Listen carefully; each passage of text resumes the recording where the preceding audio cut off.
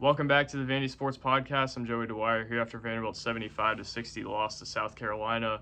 Vanderbilt led 32-28 at the half and seemed to have some hope, but the 21-3 team looked like the 21-3 team in the second half. And obviously, that team is not Vanderbilt. Vanderbilt was outscored 47-28 in the second half as it fell 75-60. South Carolina's bigs really took it to Vanderbilt. Their starting front court outscored Vanderbilt's 49-19. Colin Murray-Boyles with a career high 31, also had 7 rebounds, and Jerry Stackhouse said those guys were just men amongst boys. Him and BJ Mack just completely took over the game at times in the second half, and Vanderbilt really had no answers for them, as it hasn't had many answers in the front court throughout the season. I want to shout out our presenting sponsor for basketball season, the Wash House. So you dreading laundry days, it's stealing time to do the things you truly enjoy. Let the laundry professionals at the Wash House take care of that for you with 2 convenient locations in the greater Nashville area. Just drop off your dirty laundry. And our professional attendants can give you back the one thing you can never have enough of, which is your time. Within 24 hours, you can pick up your nicely folded, fresh and clean laundry ready to be put away. Check out www.washhouseclean.com. Stop in today and get your time back. I think a lot of Vanderbilt fans would like their time back after that second half, where Vanderbilt gave up 47 points on 56% shooting and 44% shooting from three-point range. Vanderbilt shot 1 for 4 from the free throw line in the second half, 3 for 10 from the line overall, and that wasn't the difference. The difference was Vanderbilt's defense, but it certainly didn't help. Neither did having Miles Stute on the floor for South Carolina, and Stute wasn't great, had 8 points, wasn't incredibly efficient or efficient at all, 3 for 10 from the field, but felt like his energy and his presence made an impact on this game, at least in a small way. And I think Stute hasn't been a guy who's drastically improved since he's left Vanderbilt, but I think he's in a better situation where he's encouraged to kind of let it fly a little bit, and he can be a real momentum guy for them down the stretch. So it was interesting to see Stute play against his former team. Didn't make a huge impact, but I think is a guy that Vanderbilt maybe doesn't need if it's going to be a good team, but they need a guy with some flair a little bit, and I think Stute has done some things in the past on the floor that Vanderbilt fans don't love, but you'd like to see Vanderbilt have a little bit of swagger, and I just don't think that this team has it right now. And honestly, why would it with a 6-17 record? Tyron Lawrence was all right today, 15 points, started out 1 for 8 though from the field. Stack thought he got some better looks. He also thought the officiating wasn't great with him and Magnon, but I just don't think that officiating is really a holdup when you lose by 15 points. It's kind of like Wednesday night. I don't think officiating made a difference in that game really at all. When Stack was mad about the call on Wednesday, it was a 17-point game already. So I don't know that they really have much to stand on there, but I did think it was interesting what he was talking about after the game in terms of the difference between the first and the second half.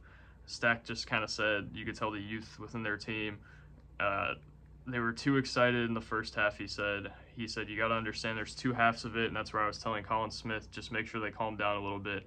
When you haven't had a lot of success, you tend to get to the cart before the horse a little bit, and I don't think Stack is far off there. It feels like Vanderbilt had a huge moral victory going into the half with a lead, and was kind of punched in the face in the second half. South Carolina started it out on an 18-6 run, 14-4 run, wherever you want to slice it. South Carolina really put it to Vanderbilt early and just looked like a better team and looked like a team that knew its identity and played on its home floor. I don't think South Carolina is the most talented team in the league. I think you probably saw that Wednesday when Vandy saw Kentucky, but it's a team that plays to its strengths and wants to slow it down.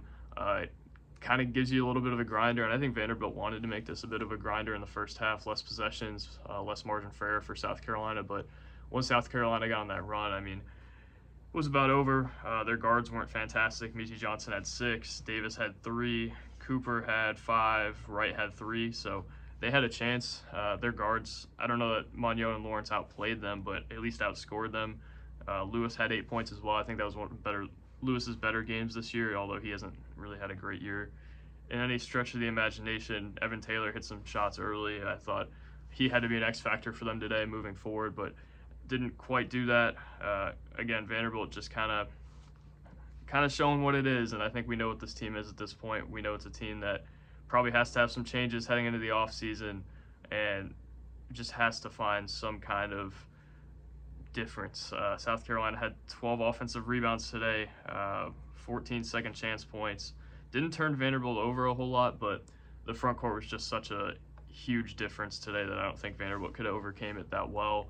I think Vanderbilt ran some nice stuff offensively. I think there was a little bit better flow today than there had been, but they only shot 33% from three, made 5 of them, 48% from the field. So, again, Vanderbilt's got a long way to go. I think the offense was better in these last 2 games, maybe the last 3 games, than it has been, but still not good enough to overcome what they're doing defensively, which I think is probably the worst defense in the SEC at this point. Just hard to imagine a path forward where they're winning a whole lot of games. Today's not the one to be incredibly upset about, though. I think they were fine in the first half. Obviously had a lead, but when South Carolina got in that rhythm, you can see why South Carolina is what South Carolina is in the standings, why it's kind of competing for leading the SEC. South Carolina is a good team that knows how to play together, knows the parts it has, and everybody knows their role from the looks of it. Vanderbilt doesn't seem to have that. There's a lot of just kind of fluctuating roles. Jason Vera-Torres didn't check into the game today. Wasn't good on Wednesday, but when you have a freshman that talented, I don't know that I love not putting him in the game at all when everybody else is getting in. Lang played a good amount of minutes. Roberts played a decent amount of minutes as well. Presley started, so there's a lot of guys who haven't played all that well who played a lot of minutes today. Lang had 16 minutes. Roberts had 9. Jordan Williams had 7. Isaiah West had 2.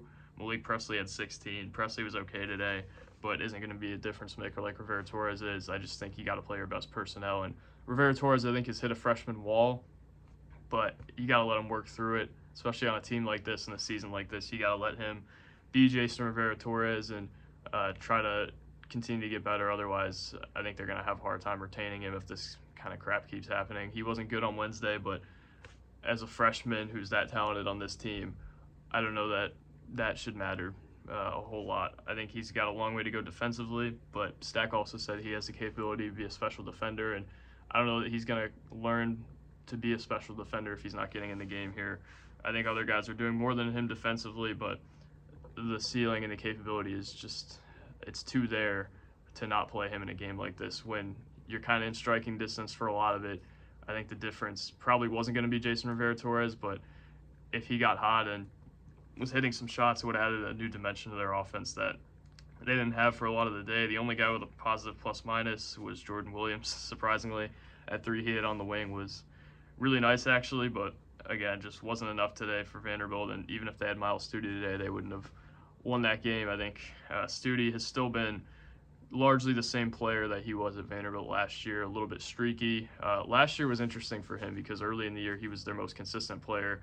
Felt like he hit every open shot he took, and then once conference play hit was their worst offensive player probably in terms of the volume of the shots he took and the efficiency he was hitting them at. But I think this year is kind of more of a game-by-game thing. Last game he was 4 for 5 from 3. Today was 1 for 7. So I don't know that he's the guy that they're fully missing. I don't know that his departure was one that I think killed them. I think Jordan Wright was the big departure. And I don't think Stute was handled super well, but I don't know that I fault them a ton for it. I do think Stute's a good guy who is a bit misunderstood, and I'll just say that about him. But I think he's in a good position, a better position than he was last year, and I think this team probably fits his skill set a little bit more now that they have guards and they have bigs to kind of complement him, and he kind of knows his role. So good for Miles Stute to be on that team. I don't think it's something where we need to push some crazy agenda against Vanderbilt for it, but he's a good player who is in a better situation now, and I think that's kind of really what you can hope for from these Vanderbilt transfers. Malik Dia, another one in a better situation. Jordan Wright in a better situation. All those guys playing good basketball, so no sense in getting in the argument today of whether they'd be better if they had those 3 guys or they didn't force out other guys, but just kind of is what it is at this point. Their front court was overmatched. They just don't have enough talent up and down the roster to be a competitive team. Maybe they get 1 or 2 more, but it's kind of where we're at right now. Vandy baseball starts next Friday, so be sure to tune in for that. Atlanta and I filmed a women's basketball pod. That's the team to watch now, I guess. They're really on the bubble there. So thank you guys for watching. God bless, and we'll talk to you soon. I guess Tuesday night against Texas A&M. Billy and I will be at the gym, so talk to you later. Maybe a baseball pod next week. I don't know what the plan is. Maybe I'll pitch it, but thank you guys for watching. God bless. Peace.